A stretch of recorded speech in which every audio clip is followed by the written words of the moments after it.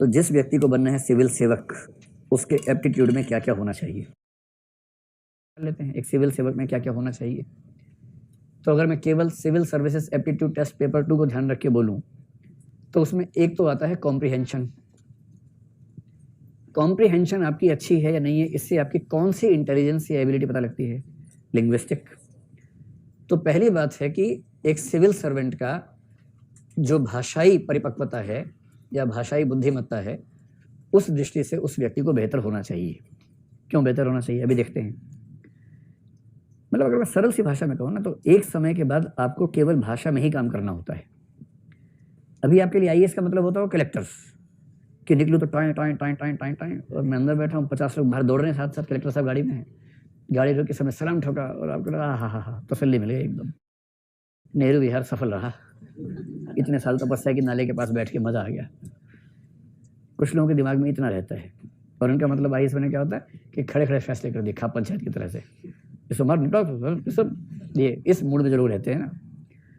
लेकिन आप पाएंगे कि 7, 8, 9 साल की नौकरी के बाद, 14 साल के बाद तो पूरी तरह से, जहां 14 साल की नौकरी हुई वनवास शुरू। 14 साल का नहीं हो तो 14 साल के बाद होता है। और वनवास का मतलब अगर ये शौक है तामझाम वाला, वो सारा तामझाम खत्म, और फिर आपकी जिंदगी कटेगी फाइलों में। और उस हर फाइल की ताकत इतनी ज्यादा है जितनी ताकत जिले के कलेक्टर की बिल्कुल नहीं हो सकती।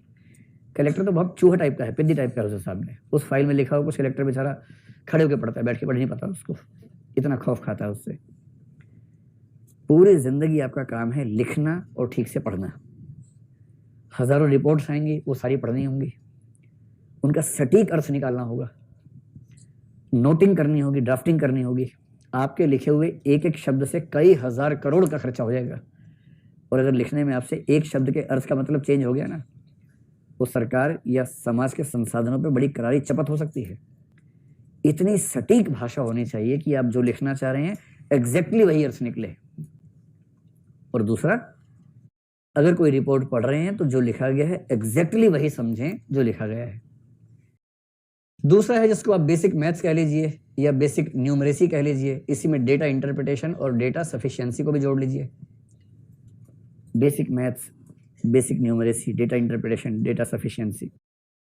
मैं जानता हूं कि आप में से कुछ बच्चों को इसका नाम सुनते बुखार होने लगता है कि ये क्या बात हुई, ये क्यों पढ़वा रहे हैं, हम तो आईएएस बनने आए थे, गणितज्ञ थोड़ा ना बनना है हमें। सबसे अच्छा मुहावरा है हमें ज्ञानी नहीं बनना है, आईएएस बनना है। जैसे ज्ञानी बनना आईएएस बनने के खिलाफ हो कि अरे आईएएस बनने से ज्ञानी बन गया, अब तो ये अभी आईएएस नहीं बन पाएगा, ऐसा थोड़ा ना होता है।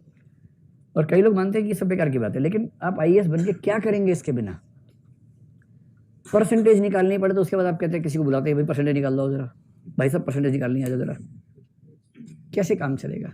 आपको जिला संभालना है, जिले का पूरा बजट आपके पास है, 1000 तरह के खर्चे हैं, कौन सा खर्चा किस मद में किस तरह से हो, जब तक आपको डेटा समझ में ना आता हो, पिछले 10 सालों की रिपोर्ट्स आप तुलनात्मक रूप से किसी पाई चार्ट से या किसी टेबल से ना समझ पाते हो, जिस टेबल में 3 या 4 तरह के फैक्टर शामिल हो, टेबल पढ़ने में माथा खराब हो जाता हो, समझ नहीं आ रहा हो कि कैसे पढ़ें इसको, एक टेबल बनानी पड़ जाए, टेबल बन ही नहीं रही आपसे, मल्टीपल फैक्टर वाली टेबल। आप बिना डेटा को समझे, बिना डेटा को रिप्रेजेंट करना सीखे, कैसे उस सारे फंड्स के एलोकेशन को समझ पाएंगे और मैनेज कर पाएंगे जो करना है। आईएएस या आईपीएस बनने डंडा नहीं लाना होता, डंडा घुमाना बहुत छोटी बात है।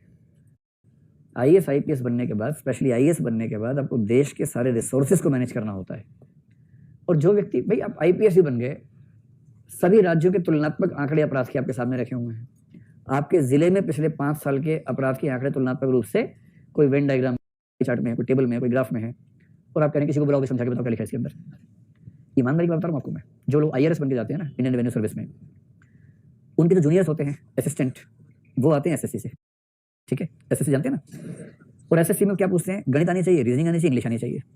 और वो गणित, रीजनिंग, इंग्लिश में इतने इतने हाई लेवल के लोग होते हैं, जबरदस्त उनकी पकड़ होती है इन चीजों में। रीजनिंग, उनसे आप रीजनिंग चलते पूछिए, सभी जगह कुत्ते पड़ेंगे, हाँ चलो आगे बताओ, सारे कुत्ते गिलास हैं, ऐसे जवाब देंगे तो बढ़िया। और वो बनते हैं रेवेन्यू में असिस्टेंट। तो असिस्टेंट है, यानी प्रमोशन के बाद बनेगा आईटीओ, इनकम टैक्स ऑफिसर, और आईटीओ लंबी प्रमोशन के बाद बनेगा assistant commissioner of income tax, जो कि आप बनेंगे ज्वाइनिंग के दिन, एसीआईटी। और ये एसएससी वाला व्यक्ति 11 साल की सर्विस के बाद एसीआईटी बनेगा, जो आप डे 1 पे बनेंगे। असली बात आप सुनो, कई ऐसे असिस्टेंट कमिश्नर इनकम टैक्स होते हैं, आईआरएस बन गए, अकाउंटिंग आज तक सीखी नहीं है, क्योंकि स्कूल में नहीं पढ़े अकाउंट्स, आर्ट्स पढ़े हुए थे, मैथ्स आता नहीं है, सी सेट में रीजनिंग और कॉम्प्रिहेंशन से काम चल गया था, क्वालिफाई कर लिया था। इंग्लिश आती नहीं है, हिंदी माध्यम से है। इंग्लिश उतनी ही आती है कि बाई चांस क्वालिफाइंग पास हो गया मेंस में, पीली चिट्ठी नहीं आई। ठीक, ये बहुत रेयर कॉम्बिनेशन है, ऐसा कॉम्बिनेशन बहुत सारे लोगों में होता है, बहुत लोगों में है। और इंटरव्यू ठीक से हुआ, सीधे IRS में लैंड किया, ट्रेनिंग हुई IRS की। ट्रेनिंग में आते हैं CA, इनकम टैक्स एक्ट सिखाते हैं, और इस आदमी का दिमाग का धुआं हो जाता है इनकम टैक्स एक्ट समझ के। इनकम टैक्स कैलकुलेशन सिखा रहे हैं, कॉर्पोरेट टैक्स कैलकुलेशन सिखा रहे हैं, उसको लग रहा है कि अरे यार औरंगजेब कहाँ चला गया।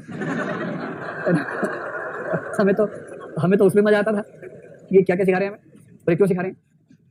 उसके बाद फाइनल हो गया, ट्रेनिंग पूरी। ट्रेनिंग में पास करना ट्रेनिंग एकेडमी की नैतिक जिम्मेदारी होती है, वरना UPSC पर सवाल उठ जाता है।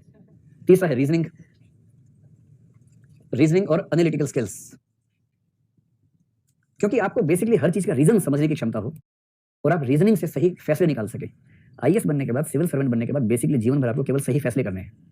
गिवन इन्फॉर्मेशन, सूचनाएं आपके पास है, उनकी ठीक से प्रोसेसिंग कर ली और उस प्रोसेसिंग के बेस पे एक सही रीजनिंग का इस्तेमाल करते हुए ठीक फैसला कर लिया, इतना ही करना है। इसके लिए आपकी रीजनिंग की पावर अच्छी होनी चाहिए। रीजनिंग की पावर का मतलब वही नहीं होता सभी कुत्ते गधे हैं, सभी गधे बैलगाड़ियां हैं, वो नहीं होता इसका मतलब। इसका मतलब दिमाग विश्लेषणात्मक तरीके से चलना चाहिए, तार्किक रूप से चलना चाहिए, और ये सीसेट में भी आता है। और अगर मैं कहूँ कि एनालिटिकल स्किल्स की परीक्षा करने के लिए GS मेंस तो है ही, विशेष रूप से ऐसे भी है। ऐसे के पेपर में लिखा ही होता है कि ये पेपर एनालिटिकल स्किल्स की परीक्षा करने के लिए।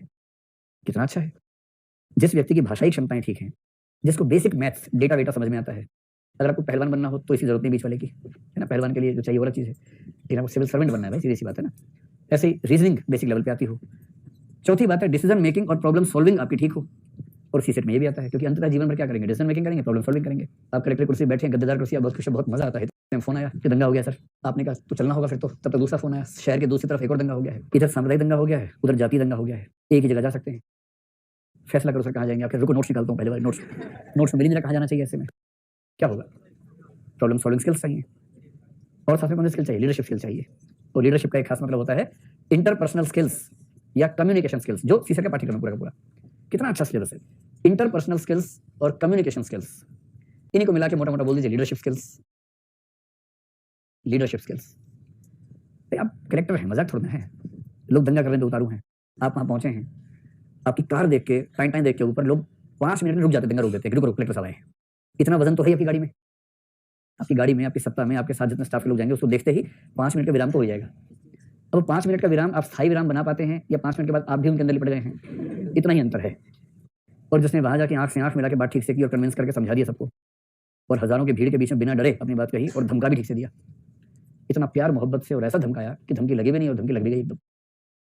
फिर किसी में इतनी हिम्मत नहीं कलेक्टर से पढ़ना बोलने से, कलेक्टर की ताकत बहुत ज्यादा होती है, पर इसके लिए चाहिए कम्युनिकेशन स्किल्स। वहाँ आप ये नहीं कह सकते कि मैं तो बहुत अंतर्मुखी हूँ, मैं कहाँ ले आया मुझे, ये दंगा करने वाले सारे मेरे ऑफिस नहीं आ सकते क्या, पहले मेरे ऑफिस आके बात करें, फिर दंगा खेलें उसके बाद। ऐसा थोड़ा होगा, सड़क पर उतरना होगा हजारों लोगों के बीच में, तब उनसे बात करनी होगी, आंख से आंख मिला के। भाई साहब ठीक नहीं है। कह रहे कलेक्टर साहब हम तो ऐसा करेंगे। आप कह रहे नहीं आप ऐसा नहीं करेंगे। सर हम तो करेंगे। नहीं आप नहीं करेंगे। मैं कह रहा हूँ आप नहीं करेंगे, करोगे तो आखिरी बार करोगे।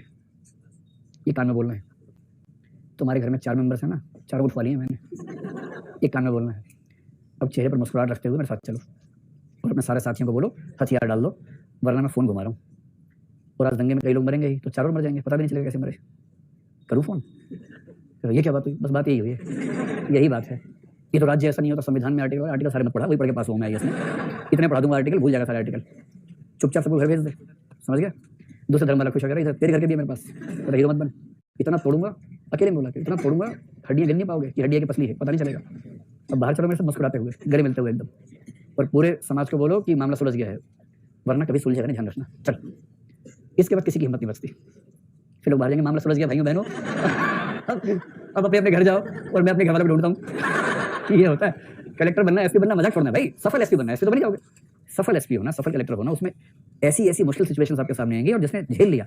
मतलब ऐसे में कुछ लोगों को जानता हूँ IPS में, वो इतने प्रिय हैं सरकारों के, मतलब हमारे विद्यार्थियों की बात कर रहा हूँ। CM के दिमाग में एकदम स्पष्ट रहता है कि जो जिला किसी से संभलेगा ही नहीं, पुलिस की बात कर रहा हूँ, तो दंगा फसाद कुछ भी हो सकता है, इतना सेंसिटिव जिला है। CM अपनी मीटिंग में की बात कहता है, X को भेज दो, खत्म बात। और क्योंकि CM होम मिनिस्टर भी खुद ही होता है आमतौर पर राज्य में, तो CM के पास ही पुलिस डिपार्टमेंट होता है, तो CM सीधे उसको बुला के बोलता है यार वो जिला संभाल लो 6 महीने, उसको ठीक करो, फिर अगला जिला देंगे, 5 साल में 12 जिले ठीक करने हैं तुम्हें। ऐसी छवि, और ऐसी छवि वाले लोग वो नहीं है जो IIT से पढ़े हुए हैं। उनको बस ये पता है कि डिसीजन कैसे लेना है, प्रॉब्लम कैसे सॉल्व करनी है, सिचुएशन कैसे हैंडल करनी है, लोगों से कैसे डील करना है, दंगाइयों को कैसे मैनेज करना है, कैसे डराना है, कैसे कुछ करना है, ये सब पता है। ऐसा IPS जो टॉपर नहीं था पढ़ाई लिखाई में, लेकिन जिसने हैंडलिंग बहुत शानदार की, वही तो अच्छा है। IIT का टॉपर था, यहाँ के IIT खेल रहा है, तो फिर क्या फायदा होगा उसका, उससे क्या होगा उससे। तो ये सब क्षमताएं अगर किसी व्यक्ति में हैं तो हम कहेंगे उसके पास सही एप्टीट्यूड